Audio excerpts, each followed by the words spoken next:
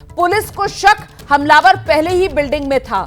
अभी तक 2 घंटे की फुटेज की जांच हो गई है। जैसा कि अभी कुछ देर पहले सूरज ओझा जानकारी दे रहे थे कि हमले से 2 घंटे से पहले तक का जो सीसीटीवी फुटेज है वो पुलिस ने खंगाल लिया है और 2 घंटे पहले हमले से किसी तरीके का कोई जो अज्ञात शख्स है बिल्डिंग में दाखिल होता हुआ वो नजर नहीं आ रहा है। ये जानकारी अभी कुछ देर पहले सूरज ओझा ने हमें दी है। जरा सूरज का रुख करते हैं। सूरज, ये हमले से 2 घंटे पहले तक का सीसीटीवी फुटेज तो पुलिस ने खंगाल लिया, लेकिन हमले के बाद का सीसीटीवी फुटेज क्या पुलिस ने उसको भी खंगाल लिया है और उसमें किसी तरीके की कोई संदिग्ध व्यक्ति पुलिस को नजर आ रहा है क्या? क्योंकि अगर कोई व्यक्ति आया और उसने हमला किया और उसके बाद वो गायब हो गया तो जाहिर सी बात है वो गायब होगा तो फरार होगा ना, तो कोई जाता आता नजर आया?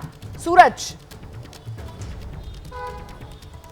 जी बिल्कुल। देखिए, इस खबर को चलाने का मतलब ये है कि 2 घंटे पहले तक का जो सीसीटीवी कैमरा फुटेज है वो चेक इस वजह से किया गया ताकि पता चल सके कि हमलावर कहां से और कब आया। लेकिन अगर उस चीज़ की जानकारी नहीं मिल रही है पुलिस को, इसका मतलब है कि हमलावर पहले से ही मौजूद था, और अगर पहले से मौजूद था तो जाहिर सी बात है किसी न किसी की मदद से अंदर पहुंचा होगा, किसी न किसी को जानता होगा, उसके नाम लेकर अंदर पहुंचा होगा। और ये फुटेज तलाशने का मतलब ही यही है ताकि इसके पीछे उसके साथ और कौन कौन है उसका पता लगाया जा सके। सूत्र ये बता रहे हैं कि हमला के बाद तो जो शख्स भागा होगा, ऐसी एक संदिग्ध की तलाश तो पुलिस कर रही है। इसी वजह से 3 अलग अलग जगह पर मुंबई क्राइम ब्रांच की टीम मुंबई के अलग अलग जगहों पर फिलहाल सर्चेस कर रही है, संदिग्ध की तलाश कर रही है। लेकिन जो 2 घंटे पहले की मैं बात कर रहा हूँ वो इस वजह से जानना ज़रूरी था कि अगर संदिग्ध अंदर आया तो शायद किसी के साथ आया होगा। तो अगर 2 घंटे 2.5 घंटे पहले तक की फुटेज में अगर नहीं दिखाई दे रहा है, इसका मतलब ये मामला और भी ज़्यादा गंभीर है कि एक हमलावर हाई प्रोफाइल सोसाइटी में घटना से घंटों पहले ही मौजूद है। और जैसे ही लोग थोड़े से रिलैक्स होते हैं, उनको लगता है कि अब तो रात हो चुकी है, शायद कोई आएगा जाएगा नहीं, और ऐसे समय वो हमला करके भागने में भी कामयाब हो जाता है। नहीं, यहाँ से एक और थियरी जो है वो जोर पकड़ती है ना, और वो दूसरी थियरी जो जोर पकड़ती है वो ये कि ये व्यक्ति जो है वो किसी का परिचित हो सकता है। ये थियरी अब और जोर पकड़ती है, ये किसी आसपास दूसरे फ्लैट में काम करने वाला भी व्यक्ति हो सकता है। ये थियरी यहाँ से जोर पकड़ती है। और एंट्री जो है वो फ्रेंडली एंट्री की बात जो कही जा रही है कि किसी तरीके की फोर्स्ड एंट्री तो हुई नहीं है, इसीलिए अब कई अलग अलग तरीके के जो एंगल्स हैं उससे पुलिस को अपनी जांच आगे बढ़ानी पड़ेगी ना, क्योंकि ये सुरक्षित सोसाइटी है। इस बात को लेकर तो पहले भी आप तस्वीरें दिखा रहे थे और मुझे लगता है एक बार फिर से आपको जरा सोसाइटी के बाहर ही क्योंकि आप मौजूद हैं वो दिखा देना चाहिए कि ऐसे एक बड़ा गेट है जहां से गाड़ियों को एंट्री मिलती है, एक छोटा गेट जहां से पैदल लोगों के लिए आने जाने का रास्ता है, लेकिन वहां पर भी सुरक्षा के पुख्ता इंतजाम है। बिना पहचान के अंदर कोई दाखिल हो नहीं सकता है। सूरज,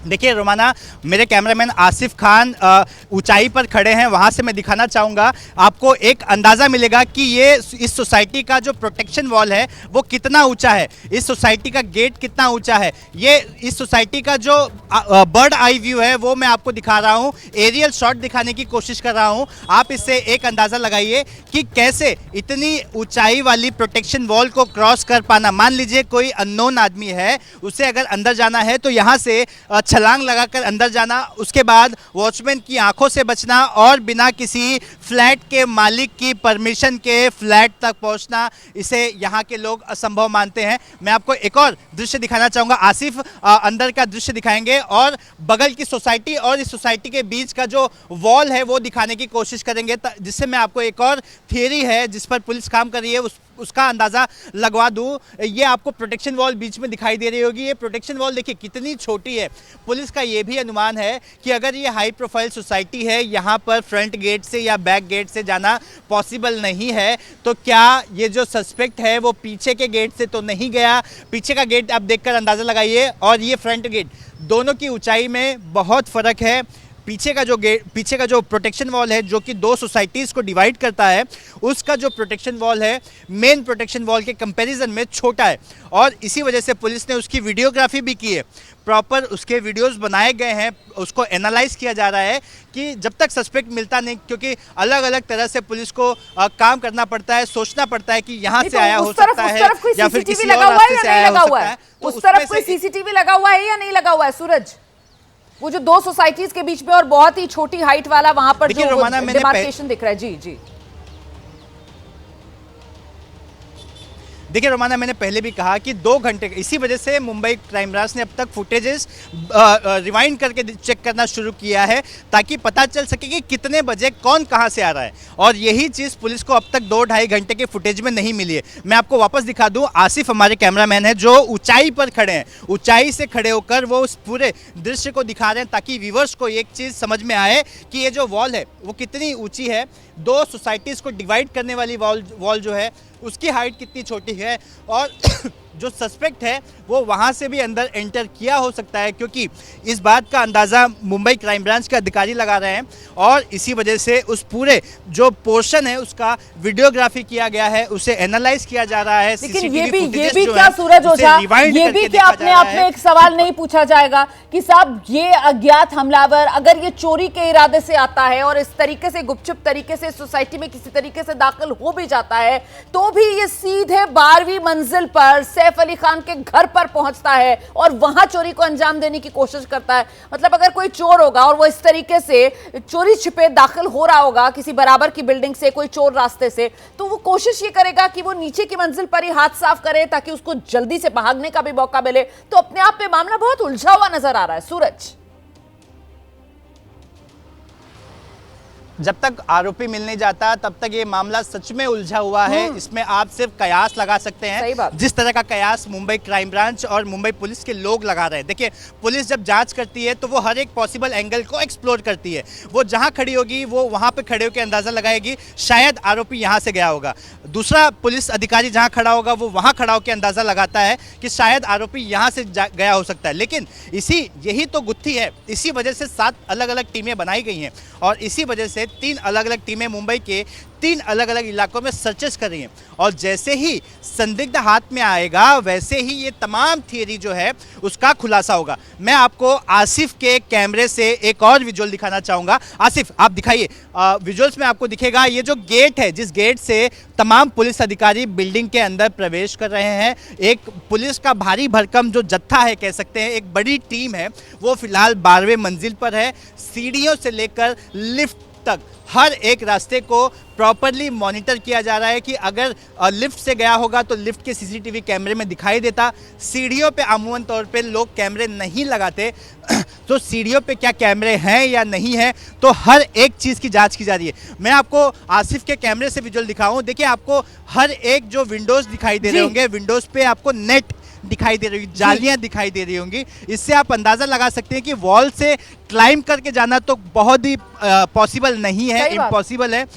जो भी अंदर गया था या तो उसने सीढ़ियों की मदद ली है या तो लिफ्ट की मदद ली होगी। जी, और फिर अंदर तो सीसीटीवी है और अंदर तो सीसीटीवी खंगाल लिया है पुलिस ने, और 2 घंटे पहले तक तो किसी तरीके का कोई मूवमेंट यहाँ बिल्डिंग में संदिग्ध नजर नहीं आया, इसीलिए तो मामला पेचीदा बना हुआ है ना। इस बीच देखिए, एक और बड़ी खबर मैं आपको बताती हूँ। ये जो सैफ अली खान पर हमला हुआ है ना कल रात, इसको लेकर अपडेट ये मिल रहा है कि इसी बिल्डिंग में जो और फ्लैट्स हैं वहां रहने वाले लोगों से भी पुलिस जानकारी ले रही है, और सिर्फ वहीं से नहीं बल्कि आसपास की इमारतों में भी खासतौर से जो काम करने वाले लोग हैं उनसे जानकारियां जुटाई जा रही हैं।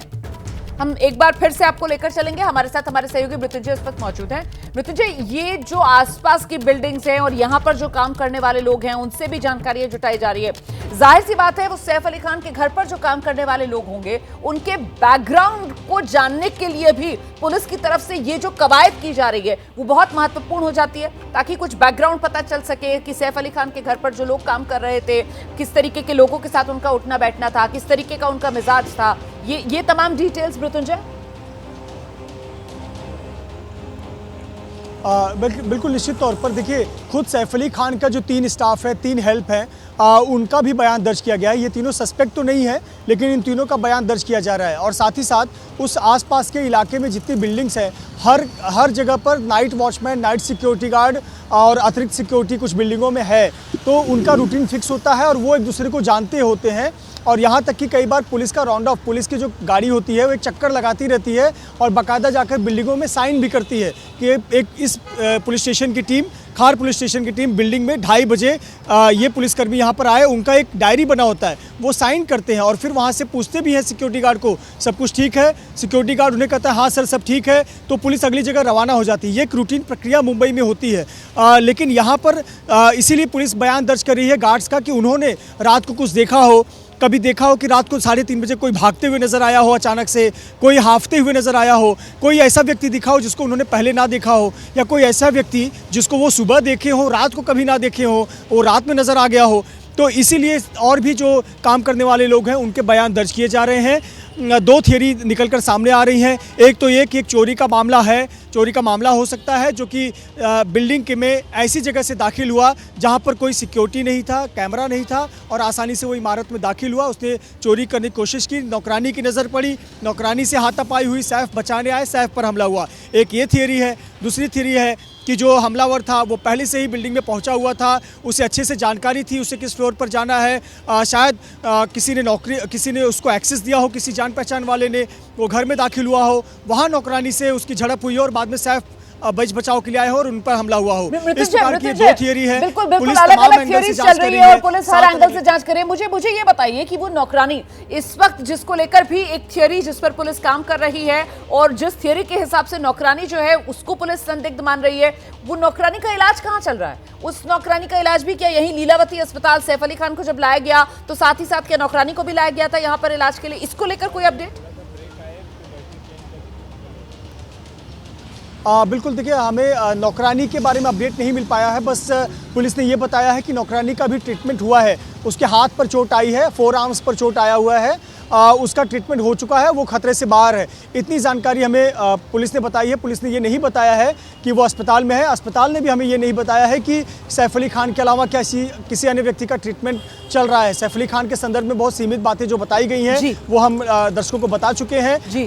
अभी भी सर्जरी चल रही है, कॉस्मेटिक सर्जरी, थोड़ी देर में वो भी समाप्त हो जाएगी। आपके पास आप और डिटेल्स जुटाइए सैफ अली खान की सेहत को लेकर अस्पताल से, अगर सूत्र कुछ और जानकारी दे पाए।